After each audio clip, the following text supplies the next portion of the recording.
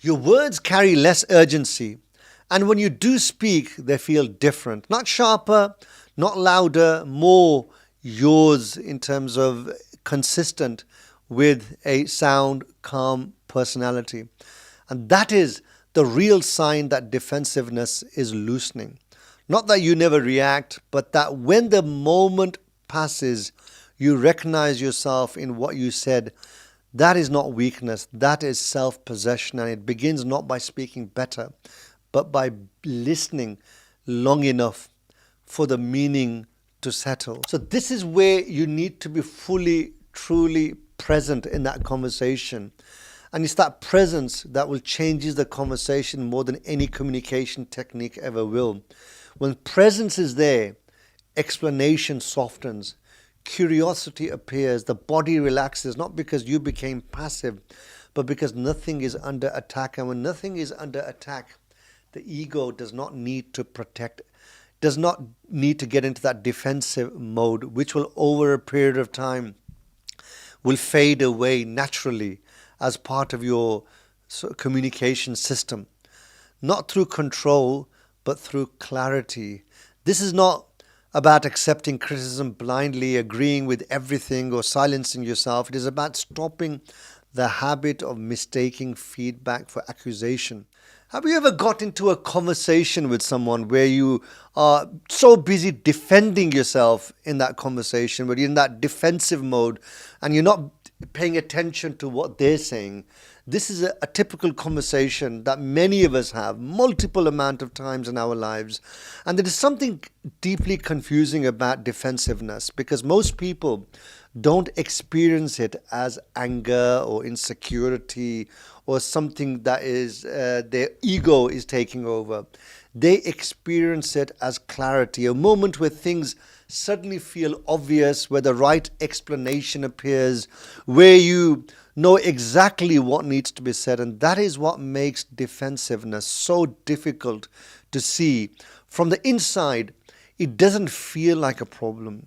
It feels like self-respect. It feels like standing your ground. It feels like being misunderstood and finally setting the record straight. That's what you're doing.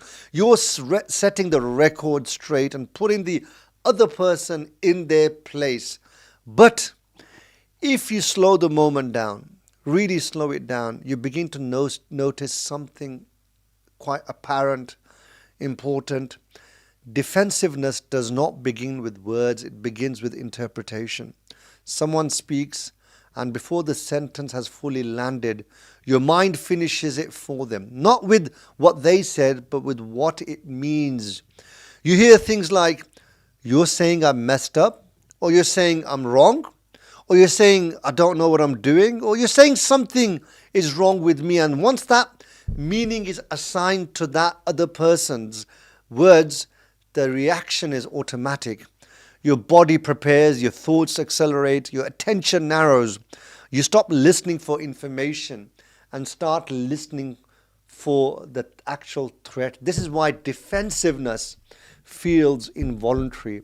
It's not a choice you make after thinking. It's a reflex that happens before the thought actually arrives. And this is where most people misunderstand themselves. They think they may have reacted because the other person was unfair or critical or disrespectful, but very often none of that was actually present. Think about that for a moment. None of that was actually present. It did not happen. The reaction came from implication, not intention, from what the ego heard, not what was said. So yes, ego does have a part to play in this. The ego's primary concern is not the truth. It is preservation of a reputation, your competence, preservation of goodness, your identity. So when information arrives that may threaten that image, the ego does not wait to investigate. And without further delay, it starts to go into that defensive mode. And that becomes the goal, to close that particular moment. This is why defensiveness often sounds articulate, calm, and reasonable. It is not chaos, it is control. People explain quickly, clarify immediately, correct the details, set the record straight, reframe the situation, not because they are dishonest, but because they feel exposed. And explanation is that cover that we are putting over the situation. You see, this constantly works in different scenarios. I mean, it's at play in different scenarios. A manager says something simple, not aggressive, not emotional. Next time, can you loop me in earlier on this? And immediately the explanation arrives. Well, the reason I didn't is because the deadline was tight and I don't want to slow things down. And usually when I've looped people in before, it causes delays. So I just thought I'd do it this way this time. The feedback wasn't about intent, it was about process, but the ego heard something else. It saw an attack.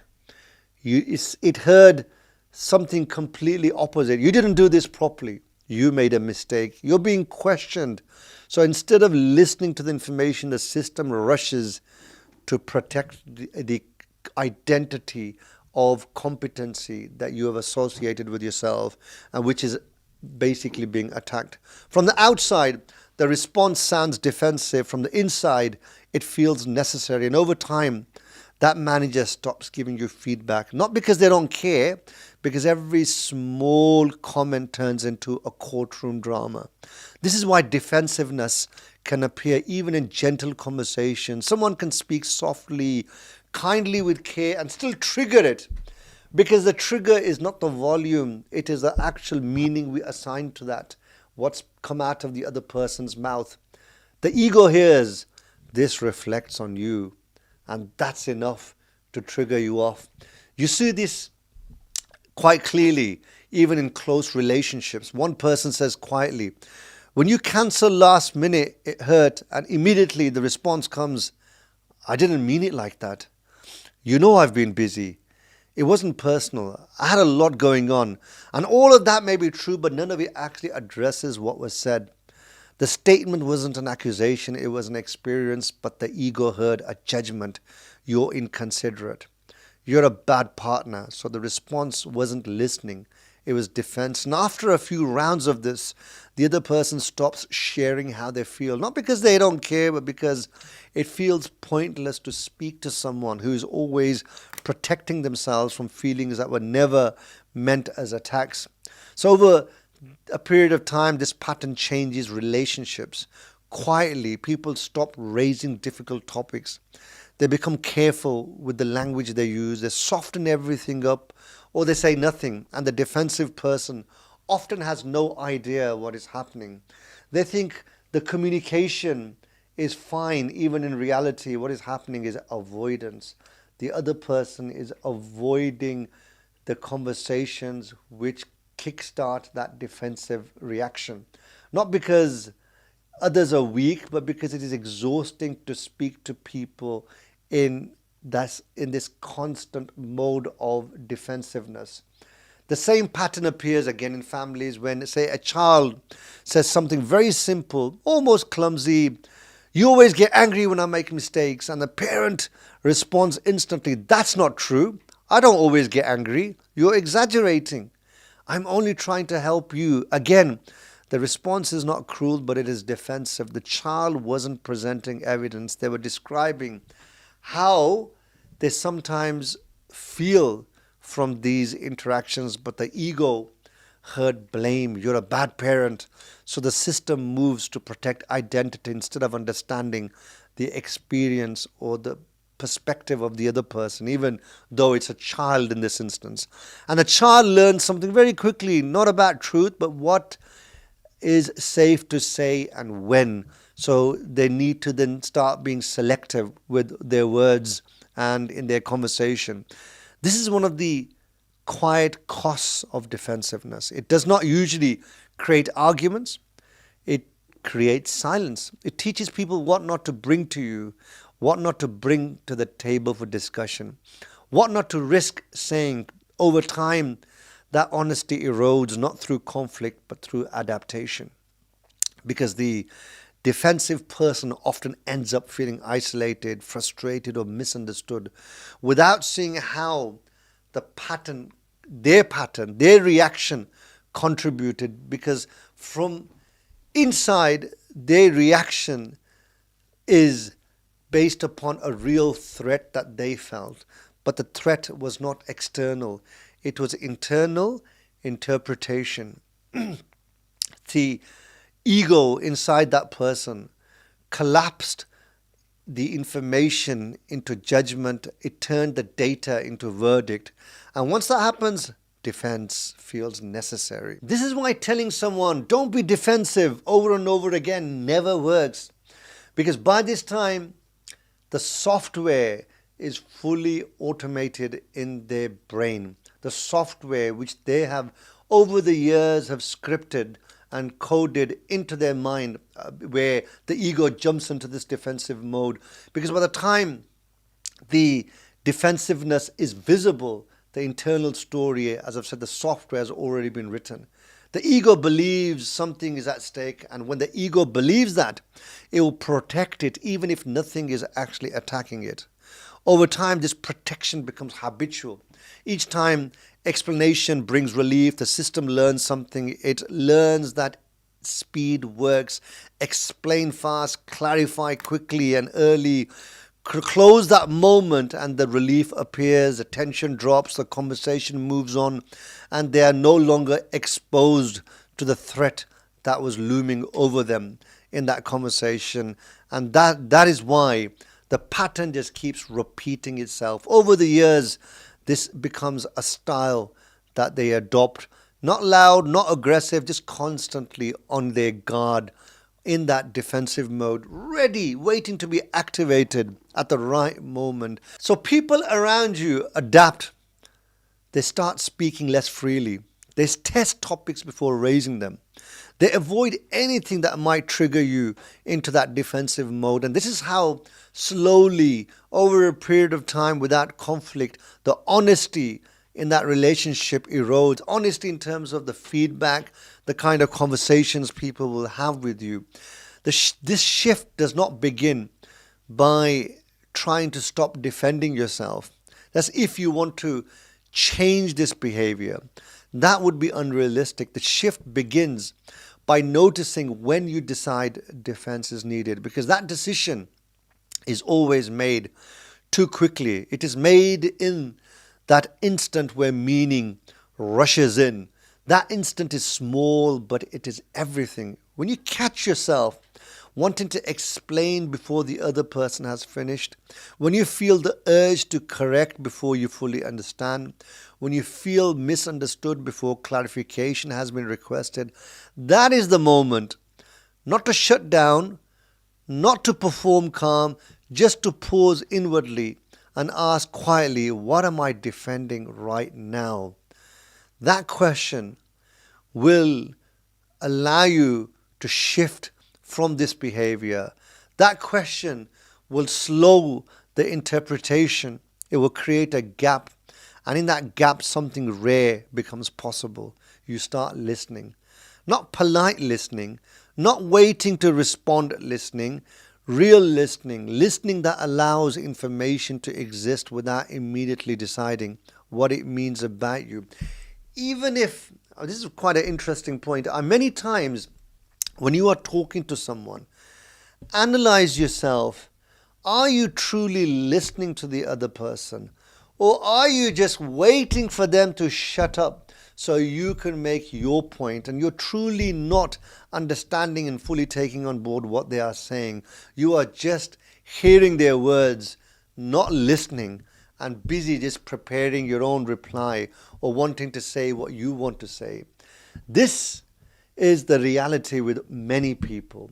But this is how we need to change. This is uncomfortable for many people, because the ones who are too busy and easily get triggered into this defensive mode, they need to really reassess what they are doing when they are listening to other people's conversations, whether they are actually truly listening or not. You do not yet know what the other person perhaps means. You do not yet know where the conversation will go.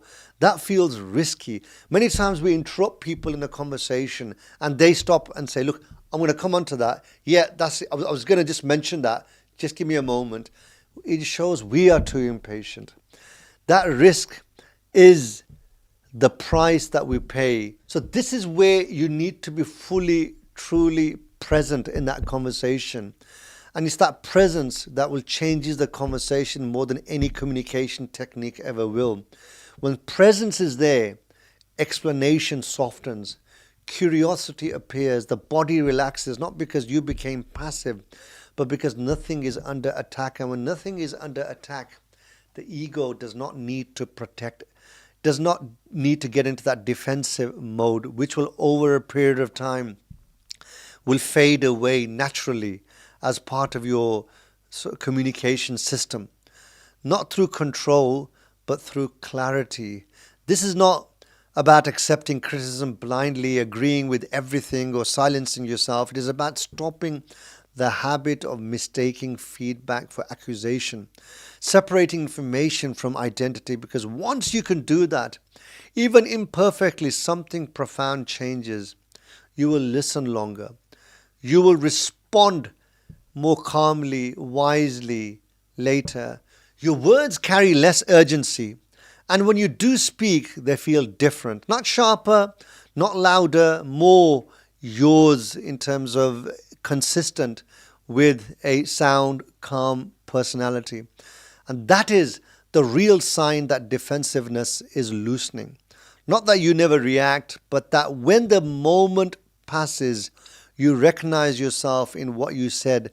That is not weakness, that is self-possession, and it begins not by speaking better, but by listening long enough for the meaning to settle. And it begins by not speaking better, but by listening long enough for the actual meaning of what is being said, for it to settle in your mind so you do not misinterpret. And one of the points that I want to mention as a sort of final point is that majority of the times we don't analyze the person who is speaking.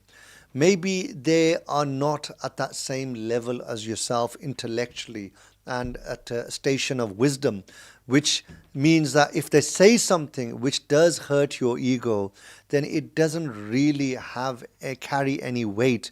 You should think to yourself that, look, maybe this person is also having a bad day. Maybe they've got other issues. They've clouded their judgment. They've clouded their thinking, is confused today. Maybe they had a hard day. And that's why we cannot take these things seriously. Majority of the times, we just need to be present. We just need to listen, empathize, rather than quickly jump to conclusions and put our own interpretations on what is being said, which is not necessarily what is being said. This is how arguments ensue. This is how communication breaks down. This is how relationships break down, because communication and this organ in your body behind your teeth is one of the most lethal that we basically, when we get triggered, we jump straight out and we use this as a weapon, when really it's sort of hidden behind such a mechanism of your teeth. It's locked, then you're sealed by your lips. It means that it shouldn't be used so freely, so easily as a weapon.